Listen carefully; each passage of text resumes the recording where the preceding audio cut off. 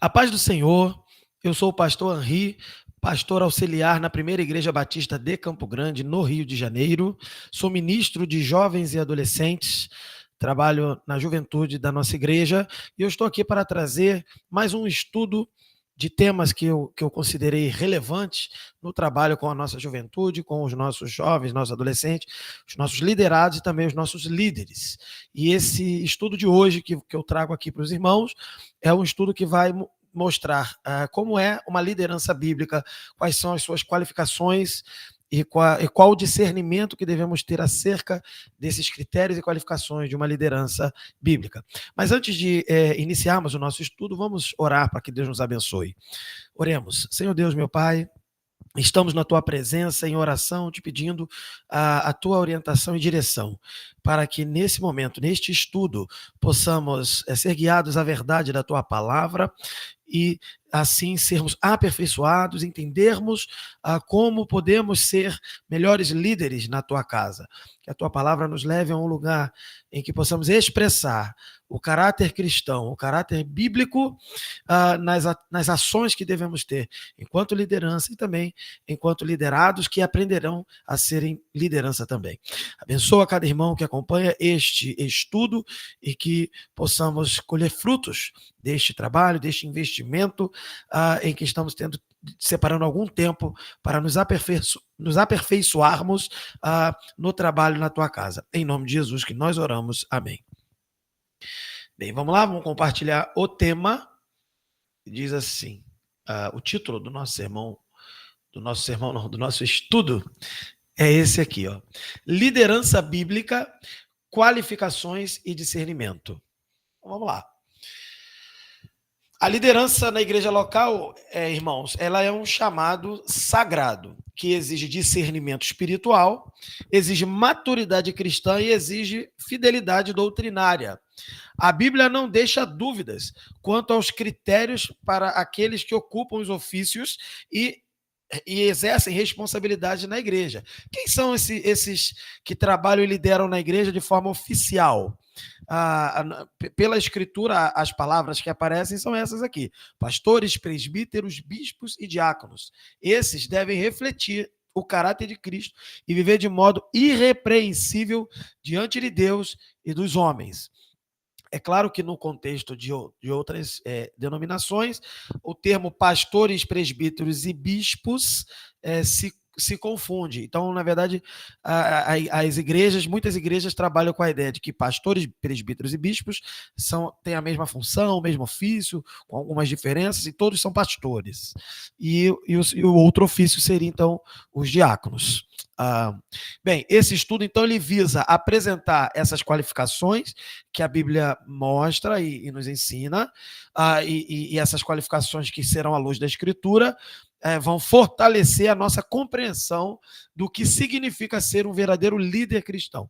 Seja um líder oficial, que são esses termos que vimos aqui, ou outros líderes que também vão poder reproduzir este padrão e estes critérios. Bem, o primeiro ponto são as bases bíblicas da liderança cristã.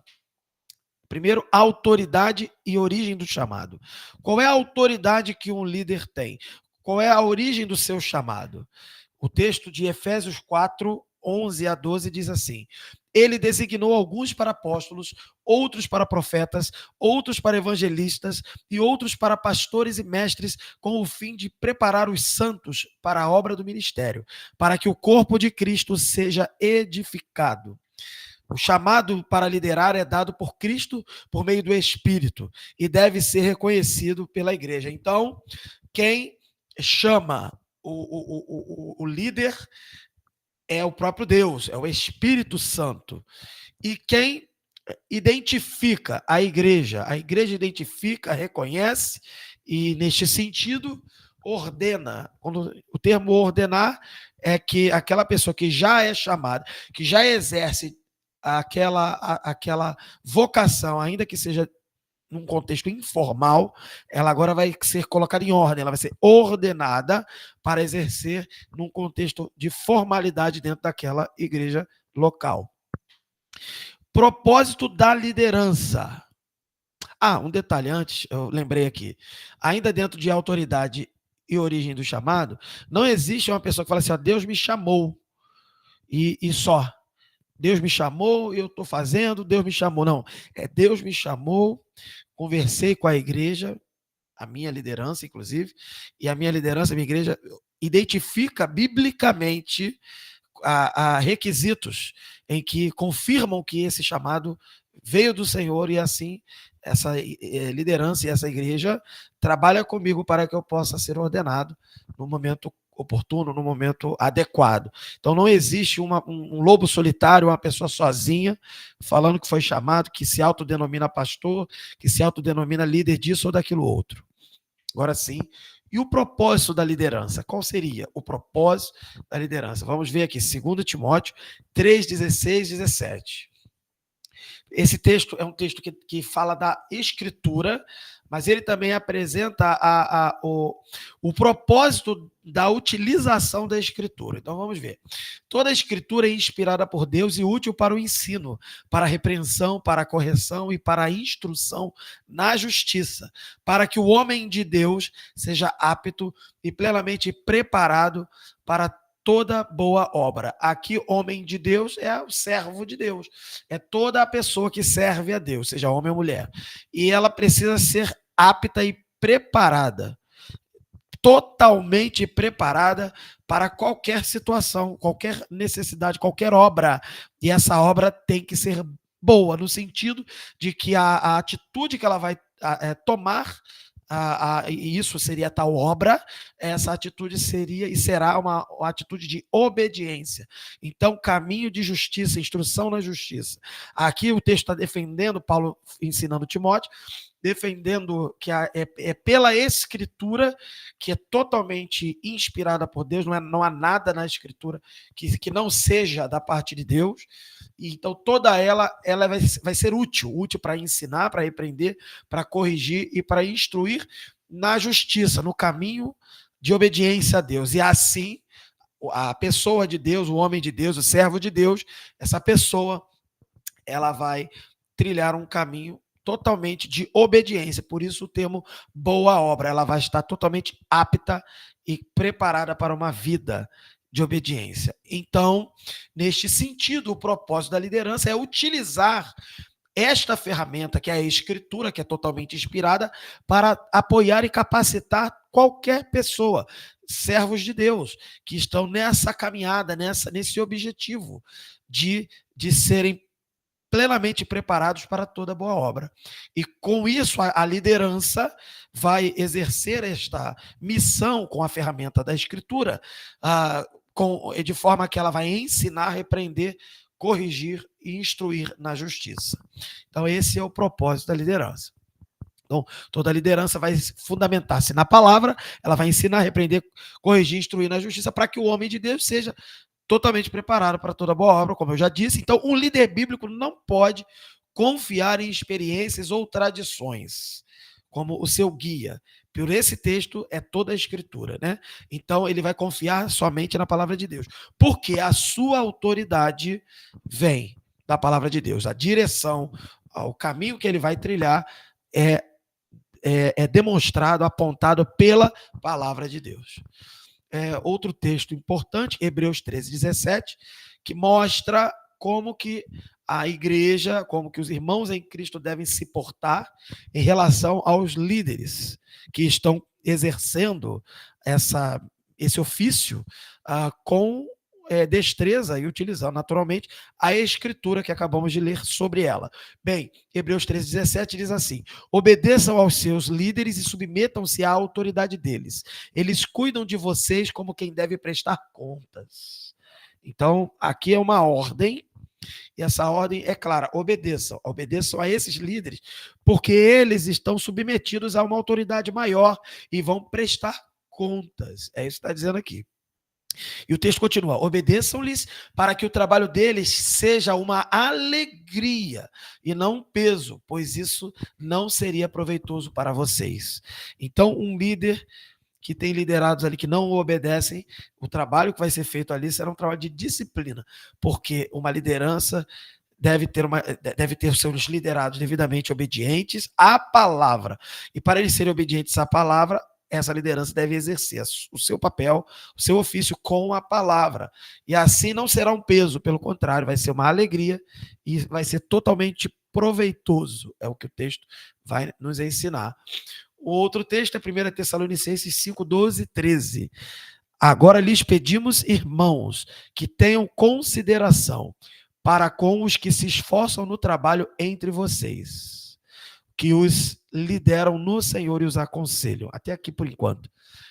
O que vemos nesse texto é uma preocupação do apóstolo Paulo em demonstrar que a igreja, então nesse caso os liderados, devem identificar nos seus líderes pessoas que se esforçam no trabalho e lideram no Senhor, ou seja, pela Escritura, pela palavra, pelos caminhos do Senhor, os mandamentos e as orientações que vemos na Escritura. Então, quando a gente identifica que o nosso líder está convergindo com a Escritura, liderando no Senhor e aconselhando e se esforçando, aí nós, enquanto liderados e irmãos em Cristo, igreja, devemos olhar para esses líderes e fazer o quê? Fazer o que Paulo está fazendo e dizendo aqui, que é ter essas pessoas em consideração, ter consideração com elas.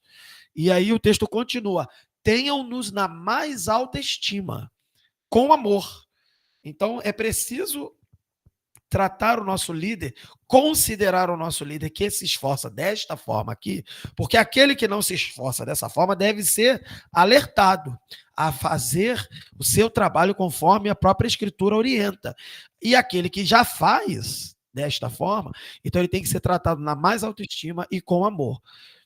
Por causa do quê? Por causa do trabalho, por causa da natureza deste trabalho, por causa da importância desse trabalho. O valor, naturalmente, não está no ser humano, o valor está no trabalho. É um trabalho que é de Deus e é um trabalho que utiliza o direcionamento de Deus que vem da Escritura.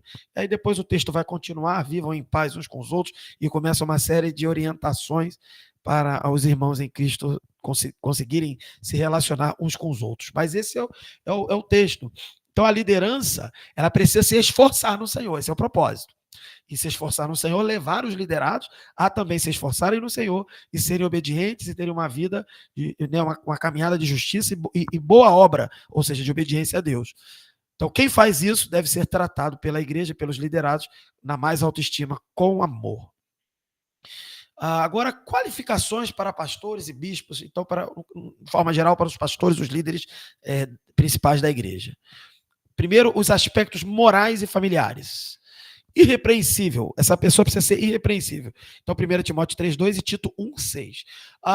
O termo irrepreensível aí não é perfeição, não significa que essa pessoa precisa ser perfeita. O irrepreensível aí significa que essa pessoa, ela se esforça e, na maioria das vezes, consegue atingir êxito em ser irrepreensível, ou seja, em obedecer a Deus e evitar o pecado. E cada vez menos o pecado faz parte da vida dessa pessoa. E isso é percebido como um aspecto de um critério qualificador para essa pessoa ser uma liderança. Então, eu vou escolher uma liderança. A primeira coisa que eu tenho que ver é uma pessoa que luta contra o pecado e, na maioria das vezes, vence o pecado. E quando, eventualmente, cair no pecado, rapidamente se arrepende e recomeça a caminhada. A princípio seria isso. Mas existem níveis e níveis de pecado em termos de escândalo, em termos de alcance na sociedade. E quando a coisa fica de uma forma muito em que eventualmente aquele pecado causa um escândalo, uma coisa muito grande, aquele líder imediatamente precisa ser retirado para retomar a sua caminhada em outro momento, depois de uma restauração, porque aí é preciso restaurar a sua irrepreensibilidade e a sua aparência de irrepreensibilidade também. Ele deve ser marido de uma só mulher, ou seja, uma pessoa que é comprometida com o seu cônjuge, e ele não vai ter mais de uma mulher, 2, 3 mulheres, e nesse sentido, até levando em consideração o caso do divórcio e considerando a posição doutrinária da nossa igreja, o entendimento é que uma pessoa que se divorcia, ela se separa perante os homens do cônjuge, mas ela não se separa perante Deus, ela continua casada perante Deus com aquela pessoa, e se ela Então, contrair um segundo matrimônio enquanto aquele primeiro cônjuge está vivo, aquela pessoa, neste sentido, ela está casada com duas pessoas.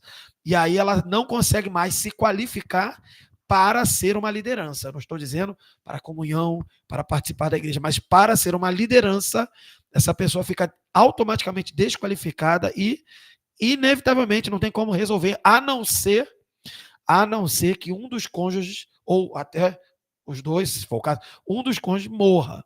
Porque aí, quando o cônjuge morreu, o casamento se desfaz. Esse é o entendimento bíblico. Então, eu sou uma pessoa divorciada, casei com a primeira, depois casei com a segunda. Estou morando com a segunda. Estou vivendo o casamento com a segunda. Segundo a escritura, eu estou casado com duas pessoas.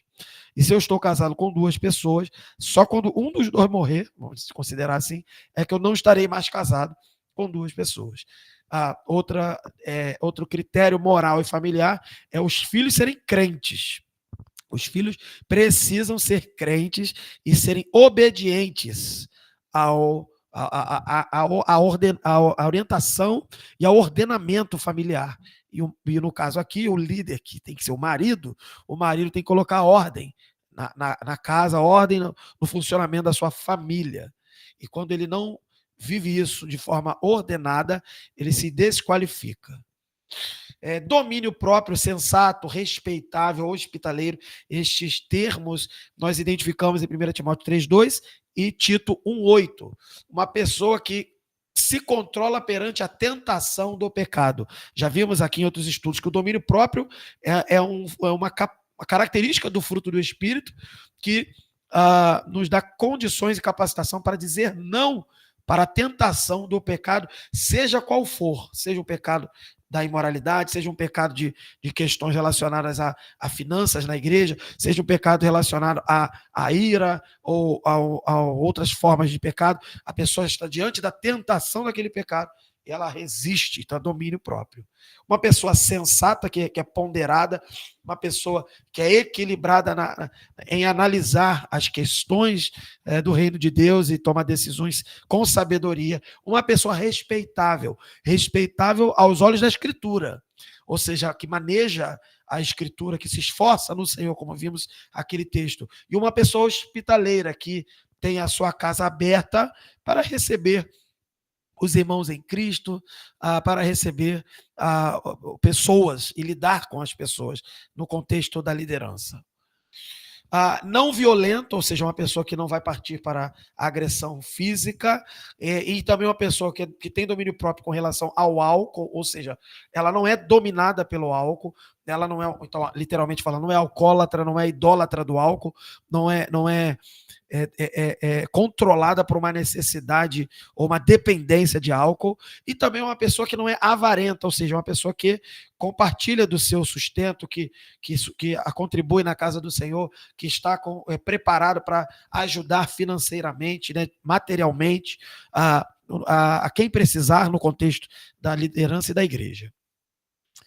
Agora, alguns aspectos doutrinários e ministeriais das qualificações dos pastores, né? Apegado à sã doutrina, então é uma pessoa que abraça a palavra de Deus, que está debruçado sobre a palavra de Deus e ensina e vive por essa palavra e ensina esta palavra. Uma pessoa que é capacitada e nesse caso então é capaz de exortar e também de refutar qualquer pessoa que vai o contradizer, é o que está escrito em Tito 1,9. Uma pessoa que tem conhecimento da Escritura, que tem apego espiritual também à Escritura e tem uma capacidade de estar atenta a outros ensinos falsos e assim refutar estes falsos ensinos. Então, neste sentido, em 1 Timóteo 3,2, é uma pessoa que está apta para ensinar.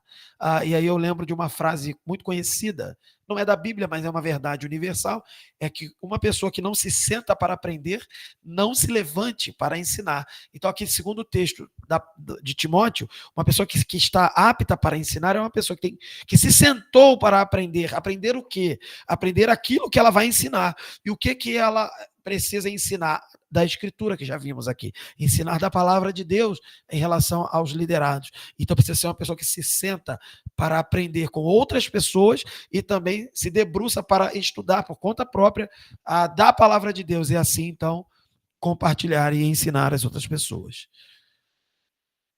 Quando a gente vê tudo isso, a gente vê claramente que muitas vezes nós cedemos e permitimos, em alguns contextos de igrejas, pessoas que não estão qualificadas. E a gente precisa estar atento para sempre revisitar estas qualificações e ajudar aqueles que, por algum motivo, estão até se desqualificando e aí ajudar em vários sentidos, ou removendo-as para uma qualificação, ou removendo-as de forma definitiva, porque não havia condições de serem colocadas na posição, ou então ajudando-as, mesmo que elas não sejam removidas, a se aperfeiçoarem.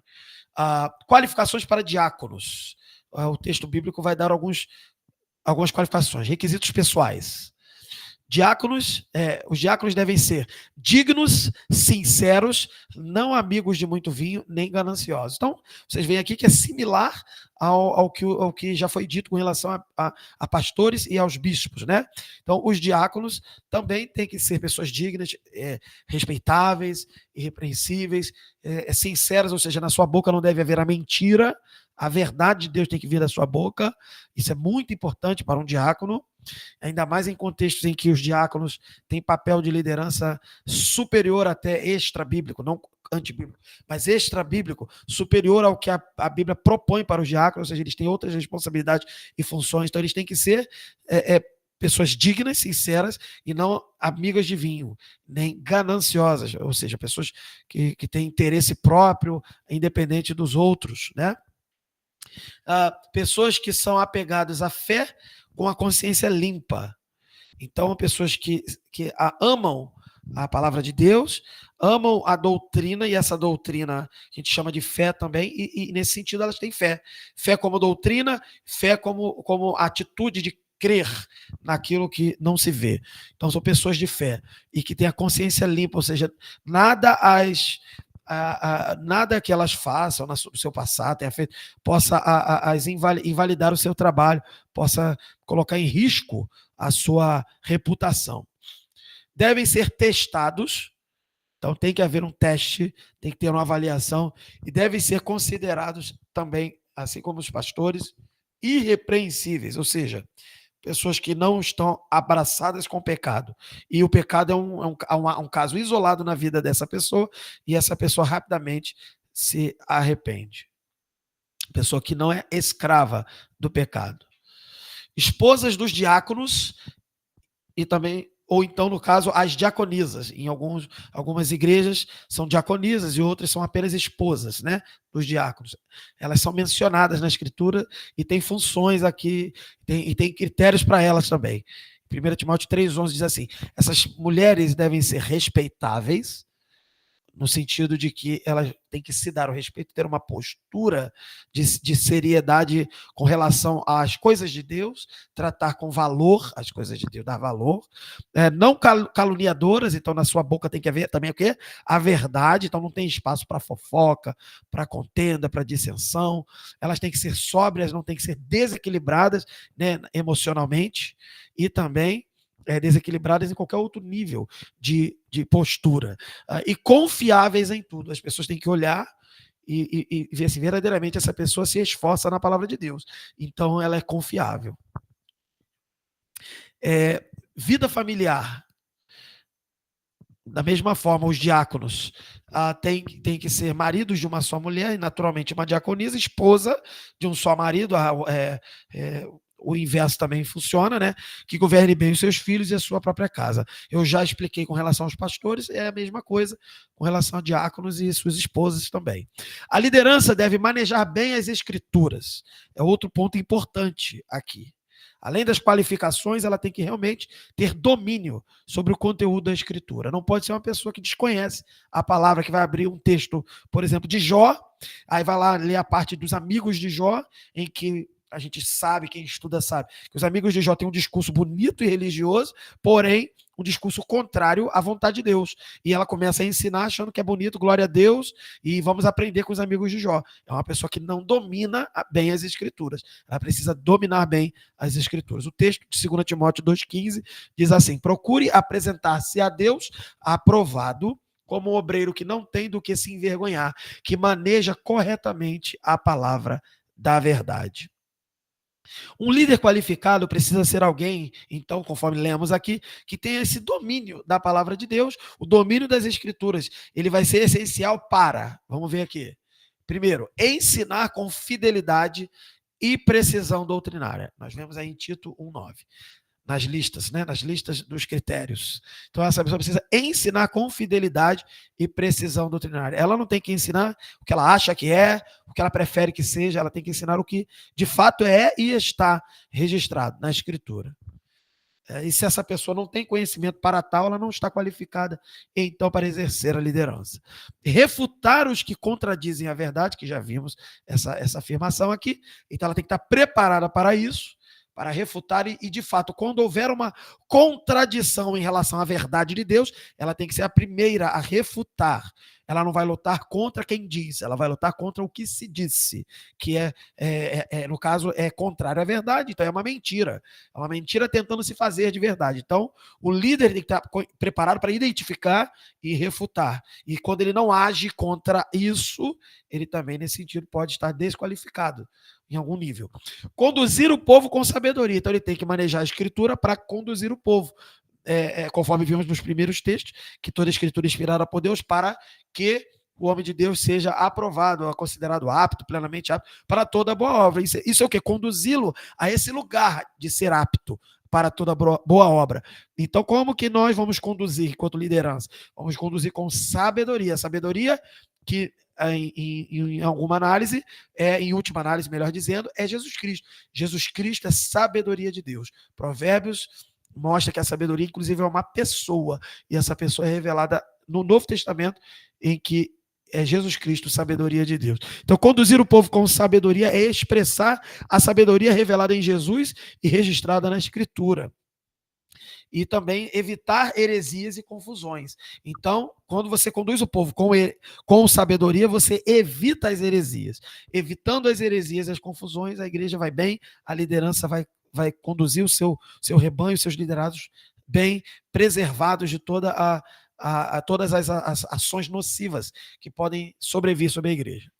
Alimentar o rebanho de Deus, até porque a palavra de Deus, neste sentido, ela é alimento para nós. Então, levar essas pessoas, que são as ovelhas do Senhor, para pastos verdejantes, e nesse caso, pastos verdejantes são pastos que têm a palavra de Deus como o seu fundamento e o seu conteúdo. E esses pastos, então, são saudáveis espiritualmente. Crescer também. Então, nesse sentido, a liderança deve manejar bem as escrituras para crescer pessoalmente na graça e no conhecimento de Deus. Uma liderança continua crescendo e ensinando o seu povo ali também a crescer na graça e no conhecimento. Então, o líder que não conhece bem a escritura, ele se torna uma presa fácil do erro e do instrumento de confusão na igreja. Então, quando vem o erro, a confusão, as ideias erradas do mundo tentando entrar na igreja, falsos mestres, falsos profetas, falsos líderes, falsos pregadores, aí a coisa toda fica meio louca, meio bagunçada, se perde. É preciso conhecer bem as escrituras para identificar as armadilhas disfarçadas. Por isso, então, é indispensável que todo líder seja um estudioso diligente da palavra. Um líder que não estuda a palavra e quer exercer sua liderança, esse líder, inevitavelmente, será considerado desqualificado. Então, é preciso aplicar a palavra primeiro em sua própria vida, para depois ensinar essa palavra com clareza e cuidado e zelo, e também com verdade. Lideranças de ministérios diversos. O que vimos até aqui, critérios, conhecimento da palavra, propósito, autoridade, tudo isso é dentro do contexto das lideranças oficiais da igreja. Mas existem as sublideranças, vamos considerar assim, de subministérios, de outros ministérios. E como que nós vamos reconhecer e identificar essas lideranças? Com os mesmos critérios, porque aqueles critérios e aquele padrão visto até aqui é um padrão para ser repetido de forma análoga nas demais lideranças. Então, embora as qualificações para os pastores e diáconos estejam bem claras e explícitas nas cartas pastorais, os mesmos princípios vão se aplicar a todos, até porque o que a gente se esforça para o outro enquanto liderança, o outro também tem que sê-lo enquanto liderado. E ele não tem que ser para exercer liderança, ele tem que ser para ser servo de Deus. E sendo servo de Deus, seguindo estes princípios apresentados pela sua liderança oficial, ele eventualmente poderá exercer também liderança em ministérios diversos. Então, os mesmos princípios vão se aplicar a todos os que exercem liderança em ministérios diversos. Então, líder de louvor, professores de EBD, líderes de juventude, líderes de casais. Não é possível termos um líder que não estuda a palavra de Deus, que não vai na EBD aprender sobre a palavra de Deus, que não se debruça sobre a palavra, que vai abrir a boca, vai falar alguma coisa, ou até vai cantar e vai cantar algo totalmente contraditório à Escritura. É preciso ser uma pessoa com conhecimento e também uma pessoa que tenha uma irrepreensibilidade, ou seja, ele está vivendo, se esforçando para cada dia vencer e se afastar do pecado. Então, esses líderes de ministérios em geral, eles devem buscar essa irrepreensibilidade na sua conduta, eles devem ser exemplo no falar, no agir e também na fé, enquanto doutrina, enquanto, como eu disse, a atitude de crer, estar submetidos à liderança da igreja e à doutrina. Então, são pessoas obedientes, são pessoas que estão tranquilas, conforme já vimos aqui. Demonstrar vida de oração, pessoas que oram, demonstrar uma vida de uma pessoa que serve, serviço, tem que estar pronto para servir, e demonstrar zelo, cuidado, excelência no trabalho.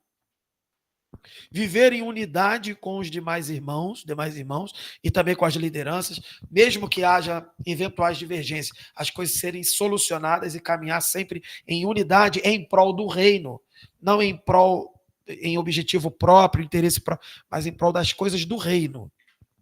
E nesse sentido, então, cada ministério deve ser conduzido com temor, amor e compromisso com a edificação do corpo de Cristo. As pessoas que exercerem lideranças em outros níveis de liderança devem estar atentas que tudo isso vai compor a unidade da igreja e o crescimento da igreja. E o seu papel é importante para tal. E se você, então, negligenciar a sua capacitação, você estará atrapalhando em vez de ajudar. E é dever das outras lideranças identificarem alguma dificuldade, ajudar ou requalificar, ajudando essa pessoa, ou então reposicionar essa pessoa, já que ela não conseguiu se requalificar. Exemplos bíblicos de líderes. Vamos ver? Líderes qualificados primeiro. Moisés, humildade e dependência de Deus, a gente vê isso em Números 12, 3. Neemias, visão, oração e ação estratégica. Nos capítulos de Neemias 1 até 6, a gente vai ver Neemias conduzindo o povo para a reconstrução ali dos muros e tal, toda aquela situação do templo, aquela questão toda da cidade destroçada e voltando para reconstruir. Então, Neemias tinha estratégia, mas ele não tinha estratégia humana, ele tinha um olhar, uma visão, um objetivo espiritual dado pelo próprio Deus, né? E também uma vida de oração. E com inteligência e estratégia foi executando o projeto de Deus. Daniel tinha integridade em meio a uma cultura contrária, uma cultura pagã, uma cultura idólatra, uma cultura mundana. Ele se manteve íntegro com a sua fé, com o seu testemunho e o compromisso com Deus. Paulo tinha fidelidade doutrinária, então ele sempre foi fiel ao conteúdo da Escritura e se destaca também pelo cuidado e a sua participação missionária, zeloso por fazer missões. Paulo é um exemplo também nesse sentido. Agora, exemplos de líderes desqualificados. Saul, que apresentou desobediência, não aceitou a repreensão e se manteve orgulhoso. Saul era um líder que, ainda que estivesse no poder, já estava desqualificado e sem autorização e autoridade. Eli, omisso diante dos pecados dos seus filhos, perdeu a sua autoridade e perdeu em algum nível a sua liderança, o profeta Eli, quando então ele era omisso diante dos pecados dos seus filhos. Como ele apontaria, corrigiria o povo e até os outros líderes, se os próprios filhos ele não conseguia contê-los e nesse sentido fazia até vista grossa e era omisso diante desses pecados. Ele era desqualificado. Jezabel, manipulação e idolatria. Uma líder também, mas a atuação dela era pecaminosa. Diótrefes, apresentado em 3 João, nos versículos 9 a 10. ele demonstrava autoritarismo e falta de amor. E aqui a falta de amor não é só uma pessoa que não é meiga, mas a falta de amor em todo o sentido do amor. Não estava interessado em cuidar das pessoas, em restaurar as pessoas, ajudá-las a serem pessoas obedientes à palavra, mas ela estava interessada em pesar a mão sobre elas. Então, esses exemplos servem como um alerta e referência para nós. E Deus se agrada dos que servem com fidelidade e vai resistir aos que se exaltam ou se deixam corromper no ministério.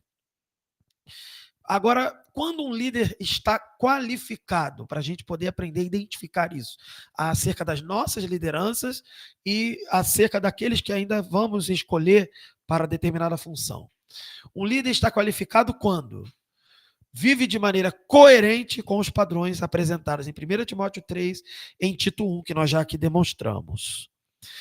Quando demonstra zelo e amor pelos irmãos, sendo exemplo aos fiéis. E zelo e amor é a ideia de 1 Tessalonicenses 5, 12 a 18, e também Hebreus 13, 7, quando ele está preocupado no uso da escritura, cumprir essas características que a gente vê aqui, nesses dois textos que já lemos, a maior parte deles, em que ali se mostra claramente importante estarmos cuidando das pessoas, viverem em paz uns com os outros, a ajudar os fracos, auxiliar os fracos. Ou seja, o que seria isso? Uma pessoa que usa a escritura para capacitar e restaurar e desenvolver os outros irmãos. Em outro nível, uma pessoa que está sempre preparada para aconselhar biblicamente o seu irmão e se mantém disponível também para ser aconselhada biblicamente pelo seu irmão também.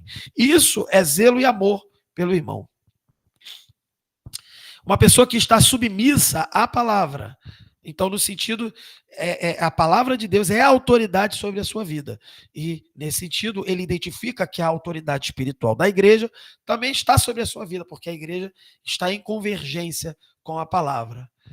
Ela está em crescimento contínuo, continua desenvolvendo sempre, ela está sendo discipulada, ela está formando outros discípulos também, ela já exerce em algum nível, alguma liderança, mesmo que ainda num sentido informal, e essa pessoa é comprometida com o ensino da escritura, um ensino fiel, com a fidelidade doutrinária.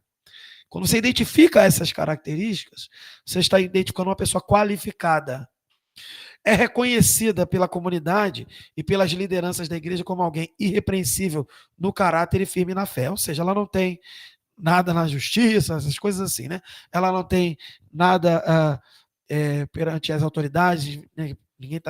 Ela não tem ficha corrida na sociedade, vamos dizer assim, e ela também é conhecida como uma pessoa minimamente normal, que não tem nada do que se dizer contra ela.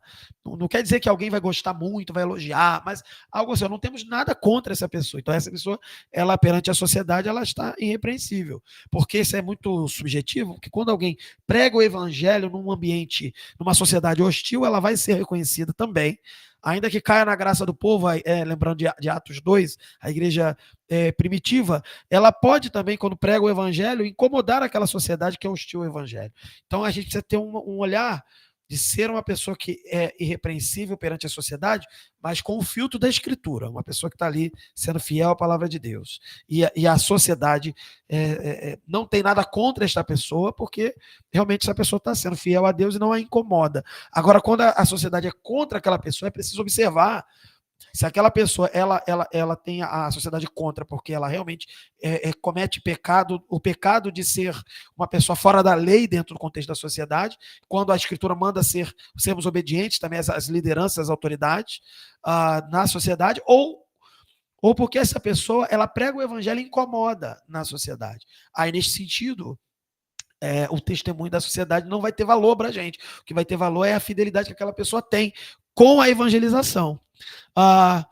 Então é preciso que seja reconhecida na sociedade, na comunidade, na igreja e na liderança. Então a igreja abre a Bíblia, olha para a Bíblia e fala assim: um líder faz isso. A igreja não abre a Bíblia, aí melhor dizendo, a igreja não olha para a liderança e fala assim, eu acho isso, eu quero que o líder seja assim. Não, ela olha para a Bíblia, mesmo que ela não simpatize pessoalmente com aquela pessoa, ela olha para a Bíblia, olha para a pessoa, olha para a Bíblia, olha para a pessoa e fala, essa pessoa, ela realmente é irrepreensível no caráter e firme na fé. Então, isso é uma pessoa qualificada para o exercício da liderança. E quando um líder está desqualificado, o líder ele vai se encontrar desqualificado, ainda que temporariamente, porque ele pode estar num momento desqualificado e depois se requalificar. Quando? Quando compromete o seu testemunho público com um escândalo moral, doutrinário ou relacional. Ali ele precisa ser retirado da sua função, sair do foco da confusão e ser tratado e restaurado, e a sua reputação, em algum nível, ser trabalhada também. Quando essa pessoa abandona ou negligencia os princípios bíblicos, quando ela passa a apresentar orgulho, ser violenta, ganância, tudo aquilo que a gente já viu, essa pessoa, então, ela está desqualificada, ainda que temporariamente. Isso precisa ser avaliado, né? Está desqualificado, né, por um tempo, vamos consertar aqui, vamos avaliar, vamos tratar essa pessoa, restaurar, quem sabe, ela se requalifica e retorna. Ou então ela está realmente desqualificada e não temos prazo para retornar com ela. Ou uma pessoa que vive em pecado sem arrependimento, ou com o coração endurecido à exortação. Se a pessoa continua pecando, não se arrepende, aí vem o processo disciplinar, primeira instância, segunda instância, terceira instância. Mateus 18, não se arrepende, está endurecida. Essa pessoa está desqualificada e não tem jeito não. Quando essa pessoa quebra a confiança da igreja e não se submete à disciplina, como já estávamos falando aqui. Disciplina eclesiástica, que está em Mateus 18 e também tem em 1 Timóteo 5, 19 e 20. Quando essa pessoa demonstra incapacidade espiritual ou emocional para lidar com pessoas, de tal forma que ela apresente equilíbrio entre compaixão e firmeza. Então, uma pessoa que é só compaixão e não apresenta firmeza, essa pessoa está incapacitada. Ela tem uma incapacidade espiritual e emocional. Quando essa pessoa só apresenta firmeza e não apresenta compaixão, ela, da mesma forma, ela está incapacitada emocionalmente e espiritualmente. Então, ela também se desqualifica, até que ela consiga equilibrar entre compaixão e firmeza. Porque quando lidamos com pessoas que estão acertando as coisas de Deus, fazendo as coisas corretamente, e estamos lidando com pessoas que estão errando. E a gente precisa ter tanto compaixão para restaurar as pessoas, como firmeza para não negligenciarmos o momento da correção. Lições práticas para a liderança, o exercício na liderança. A partir dos princípios bíblicos que nós vimos aqui apresentados, algumas lições práticas vão se tornar evidentes para qualquer liderança cristã e aqui entre nós, todos que querem ser líder em algum nível, querem desempenhar ou entendem que são chamados ou já exercem liderança. Cultive intimidade com Deus por meio da palavra e oração. Um líder não pode conduzir as outras pessoas aonde ele não foi. Então, se você não tem intimidade com Deus, não se abastece da palavra, não tem vida de oração, até porque lá em Atos 6 vemos que os apóstolos apresentam o ministério deles, e o ministério pastoral como um todo, com prioridades, e a prioridade é o ministério da palavra e oração. Se não há o cultivo do ministério da palavra e da oração, a vida com Deus, intimidade com Deus pela palavra e pela oração, você não poderá exercer esse ministério da palavra e oração e não poderá conduzir as pessoas aonde você não chegou, aonde você não está. Zele por seu testemunho pessoal. Então é preciso filtrar o seu comportamento, é preciso se autocontrolar, ter domínio próprio. Se não consegue em algum nível, em alguma situação, é uma situação que é uma tentação muito forte, você se sente fraco naquela situação, não se permita ser exposto àquela situação, fuja daquilo, corte aquilo na origem, não se permita estar naquela situação específica. Aí para você ter que ter uma decisão ali de resistir àquele pecado. Se aquilo ali para você é fraco naquilo, então o que você tem que fazer como qualquer pessoa que sabe o seu limite? Não tinha nem que estar ali, não tinha nem que ser encontrado naquela situação. Tem que cortar antes de chegar naquele ponto. Então zele por seu testemunho pessoal. Integridade é mais importante do que carisma. Seja discipulado e discipule também. Uma pessoa que lidera, aceita e recebe o discipulado, porque é discípula de Jesus, e está já apta e preparada e preocupada em fazer discípulos, que foi uma das últimas lições em que Jesus ensinou para os seus discípulos. Então, o modelo bíblico de liderança passa pela transmissão de relacionamento de vida e ensino. Então, você recebeu e você transmite também. Aprenda continuamente. Uma pessoa que lidera é uma pessoa que continua estudando e aprendendo acerca de Deus e acerca do que for necessário para o exercício da liderança. Lidere com humildade, sabendo que o crescimento espiritual ele é progressivo e constante. Então, não há limites para se crescer e se aperfeiçoar e aprimorar. E nunca ache que você cheguei num patamar. Não cheguei em patamar nenhum, estou crescendo de glória em glória até o último dia.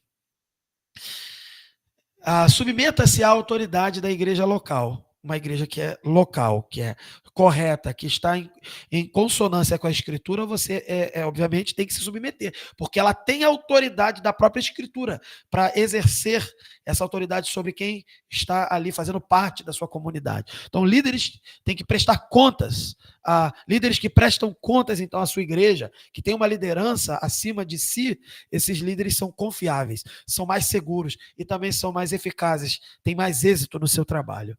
Seja um exemplo de serviço e não de domínio. Não fique. Eventualmente, você vai até pedir para alguém fazer algo. Eventualmente, você vai até ordenar em algum nível por causa da sua autoridade. Mas antes de pedir e ordenar, seja conhecido por uma pessoa que faça, que sirva. Porque Jesus disse que o Filho do Homem não veio para ser servido, mas para servir. Então, assim como Jesus, que é o rei do universo e não veio para ser servido, mas para servir, nós devemos demonstrar a nossa liderança igual à liderança de Jesus, servindo. Como Cristo lavou os pés dos discípulos, o líder deve servir com humildade.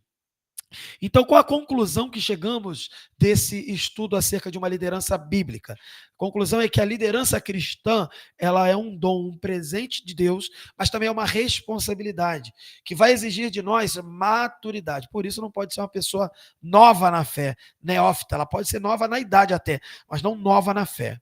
Então, ela exige maturidade, exige obediência às Escrituras e exige disposição de servir ao Senhor e às pessoas, amar o povo de Deus e desenvolver isso com zelo, cuidado, excelência e também com verdade.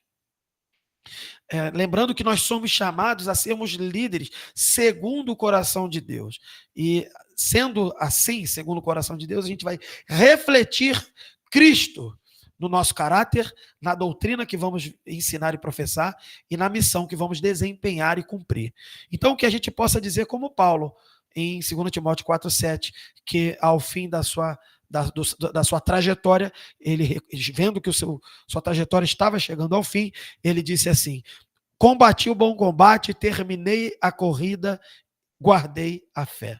Então, que o Senhor continue levantando e capacitando líderes fiéis que edifiquem a sua igreja para a glória de Deus. Que a gente possa identificar os nossos líderes, que a gente possa ajudar aqueles que nós estamos liderando, que poderão ser liderança também, e que a gente nunca se encontre, seja achado, encontrado em uma posição de questionar as nossas lideranças, quando elas estão em coerência com a palavra de Deus, que a gente não se confunda, que a gente ajude os nossos líderes. Quando a gente questionar a nossa liderança, é porque por algum motivo aquela liderança, em algum aspecto, ela se equivocou da palavra de Deus. Então, para a gente ter uma atitude para ajudar o nosso líder, seria então a gente olhar na palavra de Deus, ver que não está batendo e ajudar o nosso líder, que nesse sentido ele está em algum ponto ali equivocado. E um líder correto, um líder bíblico, que é irrepreensível, quando receber a correção bíblica, ele vai identificar ali e ele já vai rejeitar o pecado, aceitar a correção, ainda que seja de um liderado. Agora, quando a gente começa a criar confusão, porque eu não gosto do líder, porque eu não gosto... Aqui esse estudo tem o objetivo de mostrar como proceder, como identificar e como ajudar até um líder que falha, até um líder que erra, e como você, enquanto liderado, também pode se qualificar e ser também um líder.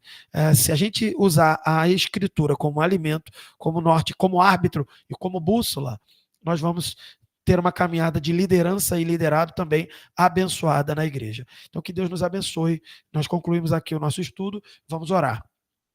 Senhor Deus, meu Pai, te agradecemos por essa oportunidade aqui de aprender mais sobre uma liderança bíblica e qualificada. Que teu Espírito venha aos nossos corações, continuar nos instruindo, nos aperfeiçoando, nos levando a isso. E que possamos, como igreja, identificar os nossos irmãos enquanto líderes, apoiá-los, reconhecer os seus dons, os seus chamados, sua vocação. E que nós, enquanto líderes, possamos expressar estas qualificações aqui apresentadas. E que quando algum de nós, algum outro líder, precisar de uma requalificação, que estejamos prontos para ajudar na restauração e nunca em apresentar confusões. Senhor, nos ajuda, nos instrui e que possamos viver isso de forma bíblica ao ponto de glorificar o teu nome e alcançar vidas cada vez mais para o teu reino. Em nome de Jesus que nós oramos. Amém. Deus abençoe a todos. Até o próximo estudo.